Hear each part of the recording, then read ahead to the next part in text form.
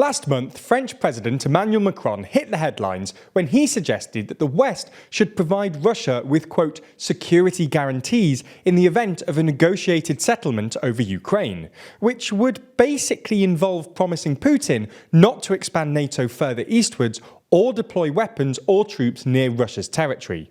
Unsurprisingly, Macron's comments provoked outrage in Ukraine. Alexei Danilov, Secretary of the Ukrainian National Security and Defense Council, described Macron's ideas as carpet diplomacy, while Mikhailo Podolyak, one of Zelensky's main advisors, suggested that the world should instead be seeking security guarantees from Russia. Nonetheless, this isn't an unprecedented idea. The US provided Japan with security guarantees of a sort in the aftermath of World War II, with the 1960 Treaty of Mutual Cooperation and Security, which required US forces stationed in Japan to defend Japan in the event of a foreign invasion. And more recently, German Chancellor Olaf Scholz alluded to something similar only a few days before, when he suggested that Europe should return to the pre-war peace order with Russia and resolve, quote, all common security issues.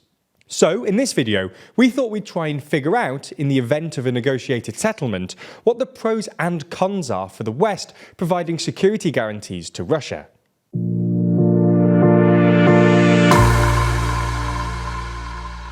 As we see it, there are basically three arguments against providing security guarantees to Russia. The first is a kind of moral argument that Putin and the Kremlin don't deserve to incur any kind of benefit from their invasion.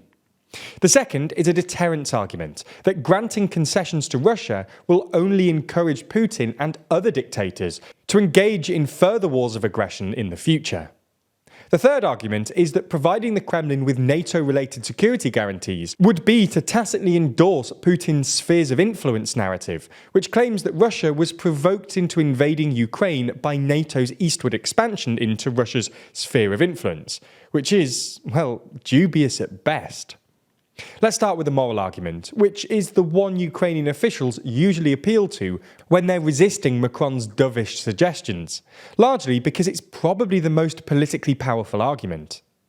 This is what Danilov is doing when he invokes the Nuremberg trials and talks about the Ukrainian blood on Putin's hands. The idea here is that if the West provides Russia with security guarantees, say by agreeing not to accept Ukraine into NATO or deploying certain weapons systems on NATO members bordering Russia, then Putin will have benefited in some way. The Russian president has long complained about NATO's eastward expansion, and if his invasion ends up guaranteeing against this, Putin will have gained something from his invasion. For many people, especially Ukrainians, there's something morally unpalatable about essentially rewarding Putin for causing untold amounts of suffering across the European continent. The second argument is that rewarding Putin in this way will encourage Putin and other ambitious neo-imperialists to stage similar wars of conquest in the future. If Putin feels he won something from invading Ukraine this time, what's to stop him doing it again? Similarly, if someone like, say, Xi Jinping sees that invading smaller neighbours pays dividends, then they might be encouraged to take a pot at Taiwan, safe in the knowledge that even if the military massively underperforms, as the Russian military has in Ukraine, the West will eventually cave to your security demands, however unreasonable they may be. And the third argument is about exactly that. Putin's spheres of influence narrative, which motivates his concerns about NATO-related security guarantees, claims that Russia was provoked into invading Ukraine by NATO's eastward expansion. Some people argue that providing Putin with security guarantees would amount to tacitly endorsing his narrative, despite the fact that it's pretty dubious.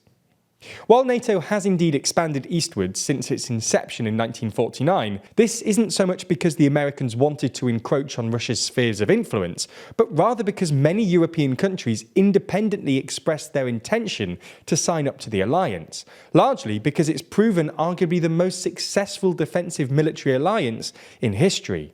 Now, whether or not you're sympathetic to Putin's narrative will depend on lots of things, including whether you're more of a realist or a liberal, and whether you believe the Soviet or American accounts of NATO's early history. But lots of people argue that the West shouldn't endorse such dubious narratives.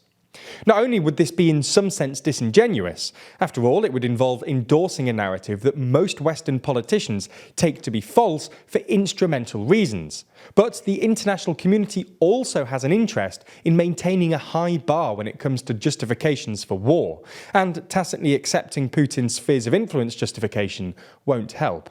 So those are the arguments against providing security guarantees to Putin. What about the arguments in favour of doing so?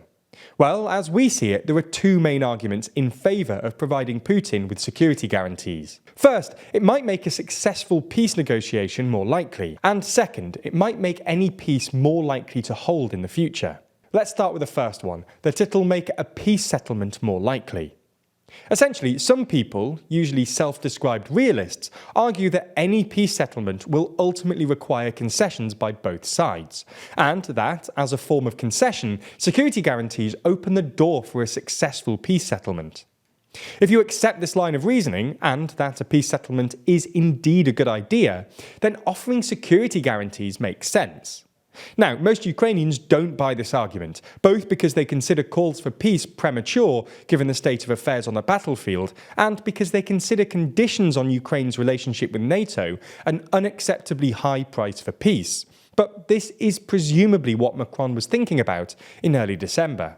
The second argument is that security guarantees make a peace settlement more likely to survive. Essentially, some people, including more dovish Western politicians, worry that if Putin fails to extract these security guarantees, then his continuing anxieties about NATO enlargement and the political pressure on him will make a renewal of violence more likely in the future.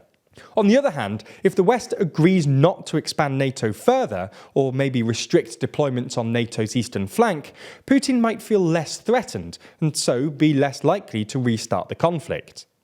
Again, we should say that Kyiv doesn't accept this line of reasoning, and both Danilov and Podolyak have argued that, in reality, security guarantees for Ukraine, and perhaps Russia's demilitarization, would be a better way to stabilize the conflict. But Macron presumably thinks that, as long as Russia's total demilitarization looks unlikely, a stable peace will instead require a settlement acceptable to Moscow. So those are the arguments for and against providing Russia with security guarantees. In keeping with our neutrality, we're not going to take a side on the issue, but we nonetheless hope you found this video interesting and informative.